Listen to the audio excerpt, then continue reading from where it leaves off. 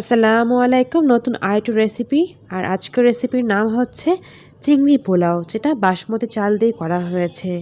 কত সিম্পল এবং কত ইজি ওয়েতে আজকে আপনাদের মাঝে শেয়ার করে নিব, যেটা একবার হলেও ট্রাই করে নিতে পারেন। ঘরে থাকা ইনগ্রেডিয়েন্টস দিয়েই বানিয়ে নেওয়া যায় এই চিংড়ি পোলাওটা।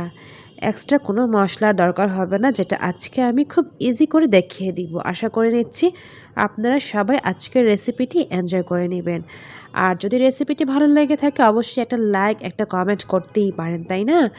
যাই হোক, আজকের এই চিংড়ি পোলাও রান্না করতে কি কি লেগেছে, কিভাবে কি করে নিয়েছে, সব কিছু আমি শেয়ার করে নিব।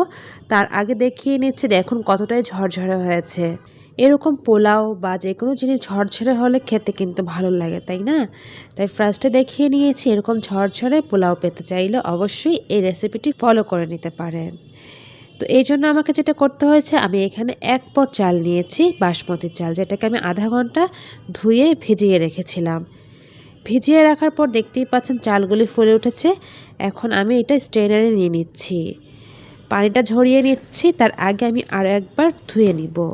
আর ভিজিয়ে রাখলে এই চালটা একদম বড় হয়ে যায় এবং খেতেও ভালো লাগে, ঝরঝরে টাইপের হয়। বাসমতি চাল ভিজিয়ে রান্না করলেই ভালো হয়।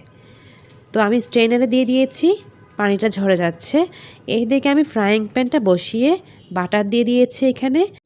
আমি এখানে প্রয়োজন মতো বাটার দিয়েছি, কোনো তেল বা ঘি ইউজ করব না। আপনারা চাইলে এখানে ঘি দিয়েও করে নিতে পারেন। তো আমি এখানে দেখতেই পাচ্ছেন তেজপাতা, দারুচিনি আর লং ধুয়ে দিয়ে দিয়েছি বাটারের মধ্যে। তো একটু নাড়িয়ে নিচ্ছি।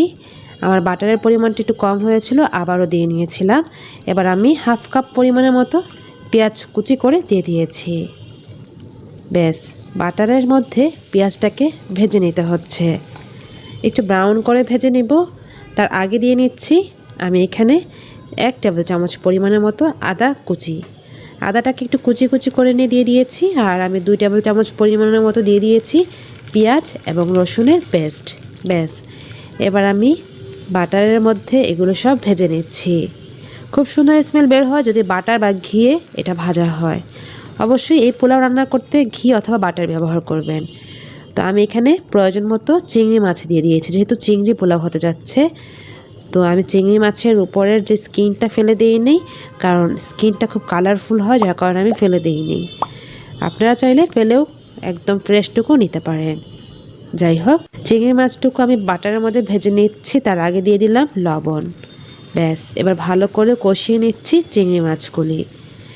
মোটামুটি পর্যায়ে ভাজা হয়ে গেলে এই চিংড়ি মাছগুলির মধ্যে দিয়ে দিচ্ছি এবার দেখতেই পাচ্ছেন সেই স্ট্রেনারে রাখা চালগুলি, মানে বাসমতি চালগুলি। এবার খুব ভালো করে মিশিয়ে নিতে হচ্ছে। যেহেতু বাসমতি চালটা ভেজানো হয়েছে, এখানে কিন্তু সেদ্ধ হতে বেশি সময় লাগবে না। আর এখানে আমি কোনো পানি ব্যবহার করব না, সম্পূর্ণ দুধের মধ্যে আমি করে নিব। তাই যতটুক দুধ লাগবে ঠিক ততটুকুই দিবেন, বেশি দিলে সেটা নরম হয়ে যাবে। তো আমি দেখিয়ে দিব কতটুক পর্যায়ে দুধ দিলে সেটা একদম পারফেক্ট ঝরঝরে হয়। যাই হোক, আমি নাড়িয়ে চাড়িয়ে নিয়েছি। এবার একটা কাজ করে নিব, সেটা হচ্ছে এখানে আমি গোলমরিচের গুঁড়ো আর আমার বানানো একটা মশলা আছে সেটা দিয়েছি, যেটাকে চাট মশলা বলা হয়। সাথে দিয়ে দিয়েছি কিশমিশ আর হচ্ছে বাদাম। এখন আপনারা চাইলে এক্ষেত্রে টেস্টিং সল্ট দিতে পারেন, এতে স্বাদ নিয়ে আসবে। বাট আমি যেহেতু আমার চাট মশলাটা দিয়েছি, তাই টেস্টিং সল্টটা এই পর্যায়ে দিচ্ছি না। আপনাদের কাছে সেই মশলাটা না থাকলে টেস্টিং সল্ট ব্যবহার করতে পারেন।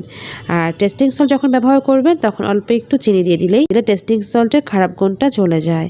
তারপর দিয়ে দিলাম লাল মরিচের গুঁড়ো, দিয়ে দিয়েছি 1 চা চামচ পরিমাণের মতো, যেহেতু একটু ঝাল খাবো তাই।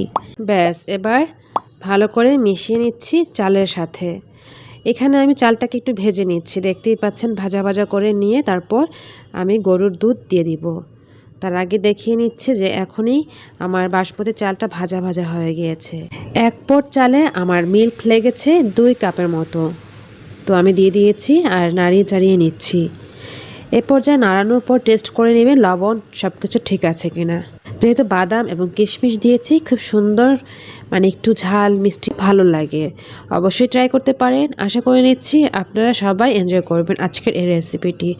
কত কম ইনগ্রিডিয়েন্টস এবং কত ইজি ওয়েতে আপনাদের দেখিয়ে দিলাম যে বাসমতি চালের চিংড়ি পোলাও। এর মধ্যে ঢেকে দিয়েছিলাম, ঢাকনা তুলে আবার একটু নাড়িয়ে চাড়িয়ে নিচ্ছি। একটু আঠা আঠা হয়ে আছে, তাই না? এই আঠা আঠা ভাবটা চলে যাবে আবার দমে রেখে দিলে। লাস্ট বারের মতো আমি দিয়ে দিলাম একটু চিনি, আর দিয়ে দিব হচ্ছে কেওড়া জল, যেটা খুব সুন্দর একটা স্মেল নিয়ে আসে। ব্যাস এগুলো দেওয়ার পরই আমি আবার নাড়িয়ে চাড়িয়ে দমে রেখে দিব ঠিক 5 মিনিটের মতো। এই 5 মিনিট কিন্তু ঢাকনা তোলা যাবে না, ঢাকনার যে ভাপে এটা সেদ্ধ হয়ে ঝরঝরে হয়ে যাবে। তো ঢাকনা দিয়ে দিয়েছি, এবার আমি ঢাকনা তুলে দেখাচ্ছি। দেখুন কতটা ঝরঝরে হয়েছে, যার কারণে আমি একটু কালার দিয়েছি আর কাঁচামরিচ দিয়ে দিয়েছি আস্ত, সুন্দর একটা ফ্লেভার নিয়ে আসার জন্য কাঁচামরিচটা দেওয়া। এবার জাস্ট 2 মিনিট কাঁচামরিচটাকে অ্যাডজাস্ট করার জন্য রেখে দেওয়া, আর কিছুই না। 2 মিনিট পর আমি ঢাকনা তুলে আপনাদের দেখাচ্ছি। এই 2 মিনিট কেন নাড়াচাড়া করিনি তা হচ্ছে, আমি কালার দিয়েছি, কালারটা একটু বসে যাওয়ার পর নাড়িয়ে চাড়িয়ে নিচ্ছি, তা না হলে সবগুলি পোলাও একই কালার হয়ে যেত। তো এই জন্য আমি কালার দেওয়ার পর কিছুক্ষণ পর নাড়িয়ে চাড়িয়ে নিচ্ছি। ব্যাস রেডি হয়ে গেল আমার স্পেশাল চিংড়ি পোলাও। এবার আমি চুলো থেকে নামিয়ে আপনাদের দেখাচ্ছি। দেখতেই পেয়েছেন কালারটা পরে নাড়াচাড়া করার পর সুন্দর হয়েছে। ব্যাস এখন আমি একটু চামচ দিয়ে নেড়ে আপনাদের দেখাচ্ছি এবং সার্ভ করে দেখাচ্ছি কতটাই ঝরঝরা হয়েছে। এতটাই ঝরঝরা হয়েছে যে গরম গরম মানে অসাধারণ লেগেছে, বাসায় সবাই বলছিল। ব্যাস আমি এখন একটা ডিশে নিয়ে নিচ্ছি, আর একটা বাইটে যদি কাঁচামরিচ কামড় পড়ে, একটা চিংড়ি কামড় পড়ে, অনেক ভালো লাগে। সো আপনারা অবশ্যই একবার বানিয়ে আমাকে জানাবেন আপনাদের কার কাছে কেমন লেগেছে। সব সময় একঘেয়েমি পোলাও খেতে ভালো লাগে না, তাই একটু ডিফারেন্টভাবে পোলাও রান্না করলে সেটা তো অতুলনীয় হয়, তাই না? যেটা আজকে আমি করে নিয়েছি। দেখতেই পেয়েছেন কত কম ইনগ্রেডিয়েন্টসে বানিয়ে নিলাম স্পেশাল চিংড়ি পোলাও। সো আপনারাই মার্কস দিন কত দেওয়া যায়। আশা করি আপনারা সবাই এনজয় করেছেন আজকে আমার এই রেসিপিটি, আর পাশে থেকে সাপোর্ট করে যাবেন। যারা আমার চ্যানেলটিকে এখনও সাবস্ক্রাইব করেননি তারা প্লিজ আমার চ্যানেলটিকে সাবস্ক্রাইব করে বেল আইকনে বেল বাজিয়ে রাখবেন, আর শেয়ার করে দিবেন, এতে করে সবারই হেল্প হবে, তাই না? আর হ্যাঁ, অবশ্যই কমেন্ট করে মতামত দিতে পারেন, আপনাদের কোনো কিছু জানার ইচ্ছে থাকলে সেটাও বলতে পারেন। তো আজকের এই চিংড়ি পোলাও আমি আবার একটা কাজ করে নিয়েছি, চিকেন ফ্রাই করে খেয়েছি। তো এভাবেও খেতে পারেন বা আপনারা আপনাদের মতো করেও খেতে পারেন। এটাই ছিল আজকের আয়োজন, আমাকে এখানে বিদায় নিতে হচ্ছে। আল্লাহ আপনাদের সবাইকে ভালো, সুস্থ এবং নিরাপদে রাখুক। আল্লাহ হাফেজ, আসসালামু আলাইকুম। Thank you so much for watching.